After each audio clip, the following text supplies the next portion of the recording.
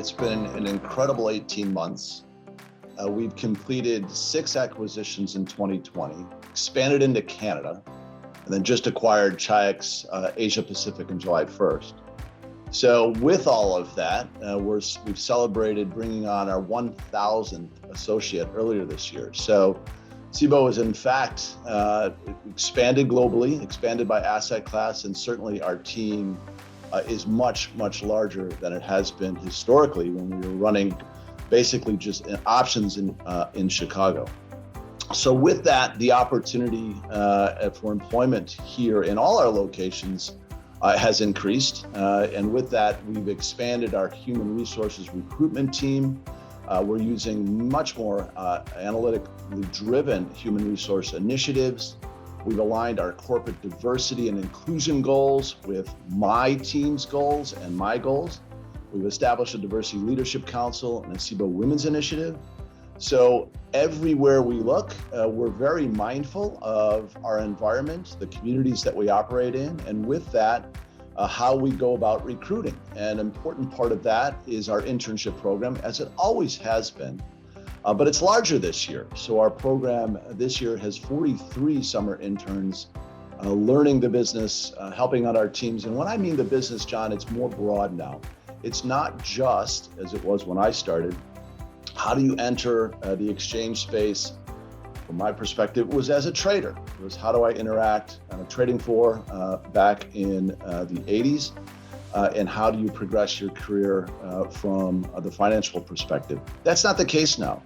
All of our disciplines here, HR, risk, compliance, audit, things that we would not always have associated with being important in key roles in exchanges are even more so now as we look in different geographies. Of course, the financial background and having knowledge of trading in different asset classes and geographies is important. But the organization is truly a global one, and with that becomes much more opportunities to get people involved with Cboe globally.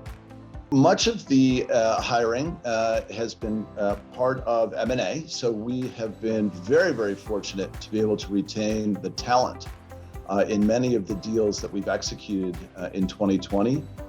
So if you can imagine in different geographies, running exchanges, running support, EuroCCP running clearing, they're different disciplines than our traditional US space or European space is offered. So we are up and down the board as all of those functions that I named earlier, the control functions that make exchanges trusted platforms and environments, we're across the board. So I would say I wouldn't be able to pinpoint one area in particular that we're hiring. I would say it's across the board and across geography. The first move into our newest retail has really come in Delta One, or in our case, in the US, equities. And from there, we've always believed that these markets are for everyone. We just need to be more direct in how we attract Delta One traders or equity traders into derivatives, and being able to teach. John, always, as you know, with Cboe's long history of the Options Institute, been a leader in educating investors for 35 years. We've had to change that program that was primarily directed at institutional trading and the uses of our proprietary products. And we've become much more retail-centric in our educational programs, expanding webinars, launching online demand courses to further educate on derivative strategies and applications. We've established an adjunct faculty program. So all of this in mind with the new investor who we believe can benefit from trading derivatives, but with knowledge, John. It's always been important. We believe in the educated investor, and we've adopted our teaching and our institute to include new derivatives traders. And what's interesting to see is the retail interest and small trader interest in our proprietary products, and that's growing.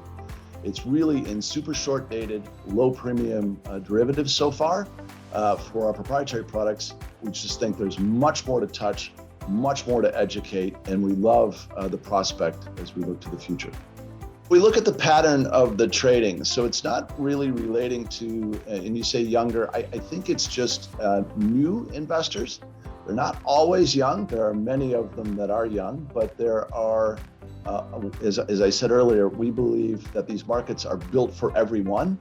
So a trusted network, transparency, and education really fits the new investor. And it's got to come from product and accessibility and transparency. And we're big believers, always have been. So we're looking at new products as well. How do we make investment bite-sized? How does what a traditional retail account, let's say it had $30 to $50,000 in an account. Today's retail investor might have much less than that, and we have to design products that appeal to them, allow them to hedge smaller positions, allow them to hedge fractional share positions, and then to have access to important benchmarks and indices that are unique to Cboe. So we'll need to continue to look at the size of our products and what we're offering out there.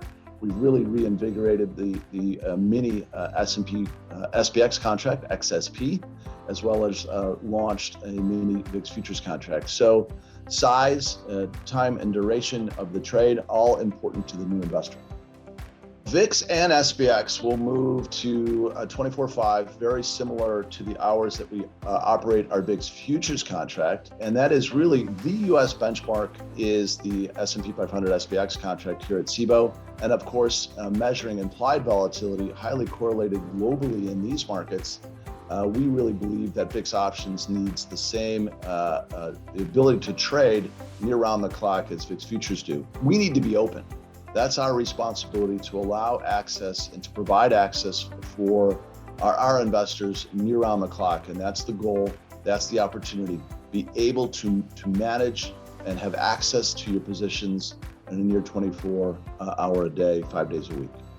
Much the same as they have been over the recent years. Heavy analytical background, the ability to negotiate face-to-face transactions, complex trades, still find great value and resource with our trading floors. So we are investing in new space and building out a trading floor for the future at the original home of Cboe in the Board of Trade building. So construction underway as we see great value add in our customers being able to choose face-to-face negotiation for those complex trades or those really high notional trades. So here to stay, the trading floor, John. I entered at a time where fractions and theoretical value and modeling was pretty basic. So I don't know that Ed Tilley would have the future as a trader, but I certainly would look at Cboe as a place I'd love to learn the ropes of the industry. Diverse asset class now, completely different than when I started. So if there is a desire to be in this industry and maybe heavy analytics and that statistical background wasn't your education or where you found the greatest joy, I think working at Cboe and learning the industry from an exchange perspective is a terrific way to do that. I would look for opportunities at Cboe, probably away from trading, as I look at the different expertise that I had back then and what a trader is today.